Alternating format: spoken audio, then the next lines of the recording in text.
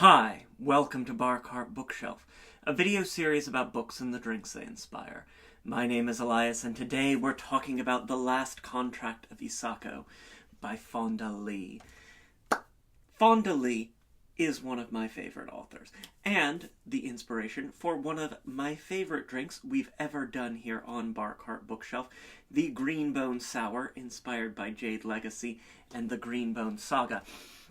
And when I found out that Fonda Lee was going to be writing a science fiction novel, it's like, I need to have it. I need to have it. I need to have it.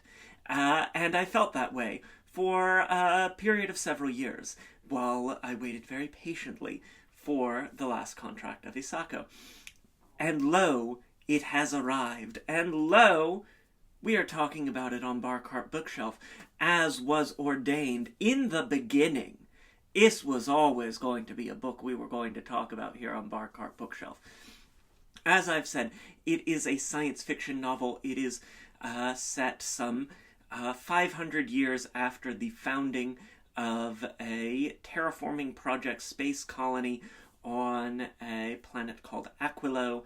It is this sort of company town, really sort of cyberpunk space opera. Not so much space opera because we are really solidly grounded on one planet, but this corporate espionage spy thriller, and they're in this sort of air shield protected colony city in space, where we have all of this like company town script. We have everybody is a wage man except for freelancers and independent contractors, and we have executives who are in synthetic bodies for the second stage of their lives. All of these like glittery neon sort of cyberpunky things in a world that hates you and wants you to die. Aquilo, it's routinely, even in spring when the majority of the novel is set, at minus 33 degrees Celsius outside the air shield. There are all of these efforts over 500 years to produce more greenhouse gases to warm up the planet, and it's still utterly inhospitable. And so we have these factions between the terraformists, who are doing the slow incremental work to transform the planet, and the reunionists, because in about 475 years we have not heard from Big E Earth. We haven't heard from the home planet, the original planet, and so we've got these factions of divisions within the company who are engaged in looking outward to space and back towards Earth, and those who are focused really heavily on the transformation of Aquilo. And we have, in the midst of that, our main character, Isako. She's in her early 50s. She's a very experienced independent contractor, a long knives woman who acts as this sort of combination bodyguard and, swordswoman, and also corporate strategy advisor.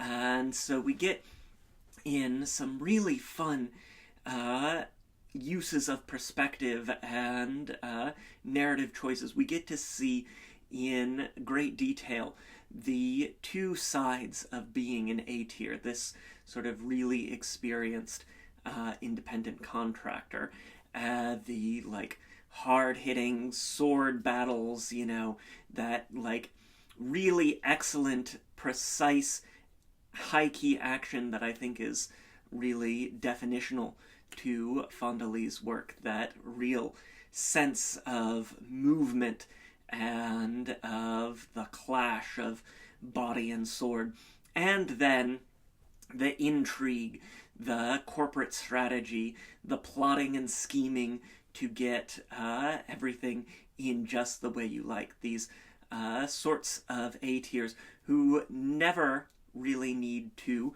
draw their long knives, and so we get this really fun interplay with that.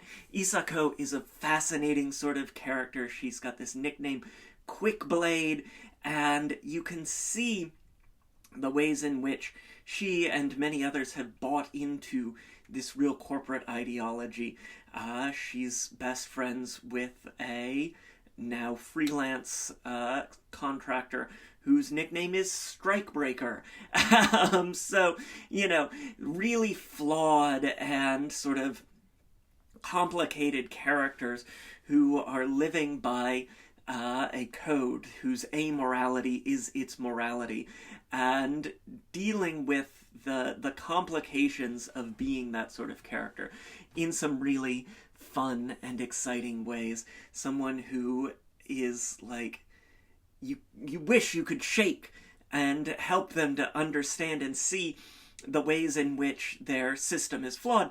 And then also you get these really, compelling arguments around what is necessary to do for survival. People who fully believe in this structure of society that they have around corporatism and around this very harsh way of life.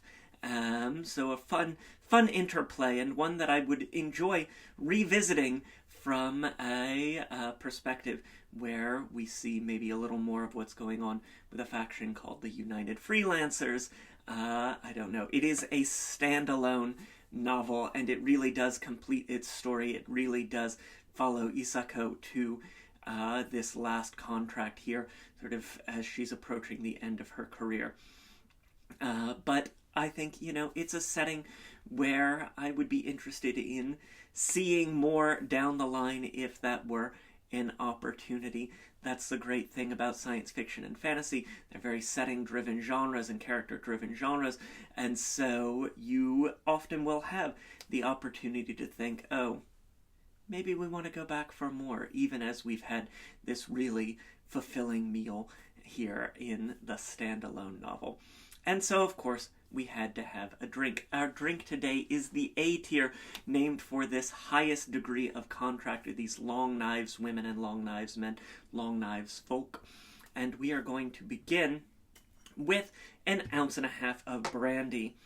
We have a scene sort of midway through the novel where Isako's last apprentice, her last mentee, Martine, is drinking brandy with his employer.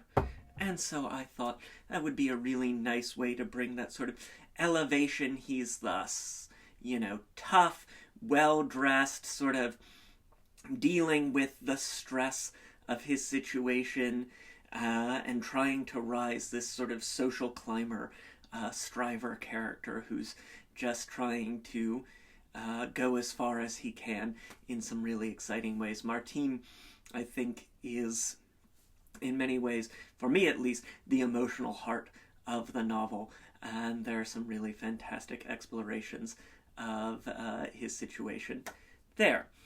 And to that, we are going to add 3/4 ounce of lime juice, keeping it sharp as that long knife, that blade, and then 1/2 ounce of mint syrup.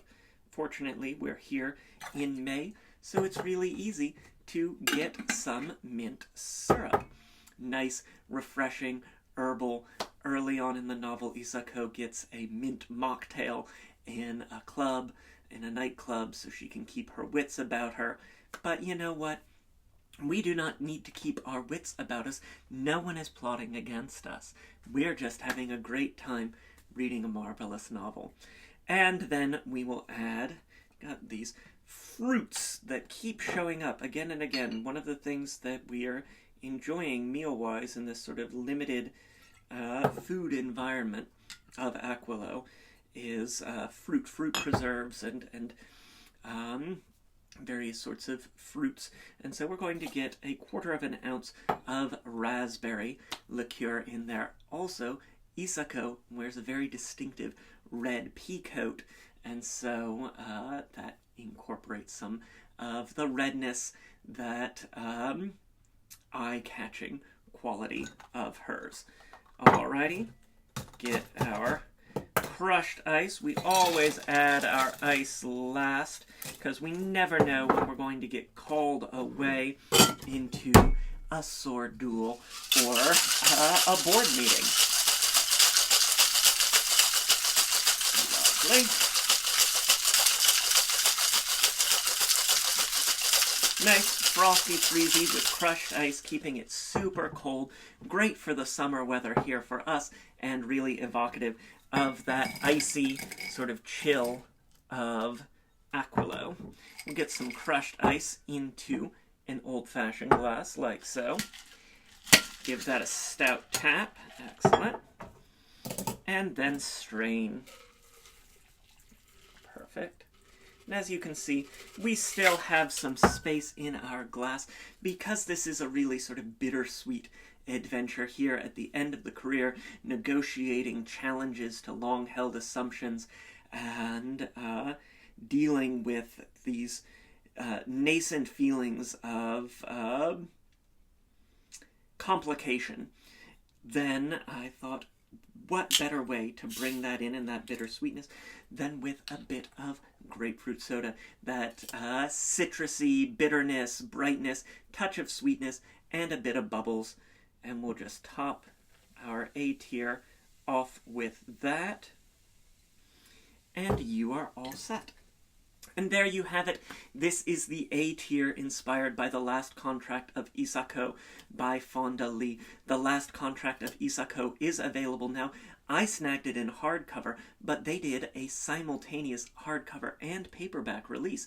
So, if you prefer the paperback format, that is just as readily available to you.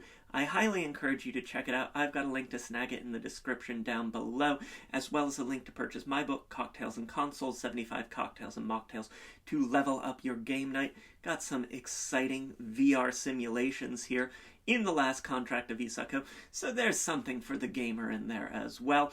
And we've got a link to purchase Neon Hemlock's latest anthology, Shatter the Sun, Queer Tales of Untold Adventure. I've got a short story in that, The Peacock Wizard and the Cave of the Serpent Queen. If you like what we do here on Bar Cart Bookshelf, I think you'll really get a kick out of that as well. We've got links to various forms of social media, including Blue Sky and Instagram, where there's always a written version of today's recipe. Try the drink. Let me know what you think in the comments down below. Hit that like button. It makes me so happy when you do. Subscribe if you haven't already so you never miss an episode. We've got some really great books that we're going to be talking about as we head into June, July, August. All of those really great summer weather and summer books to talk about together. And so, until next time, cheers.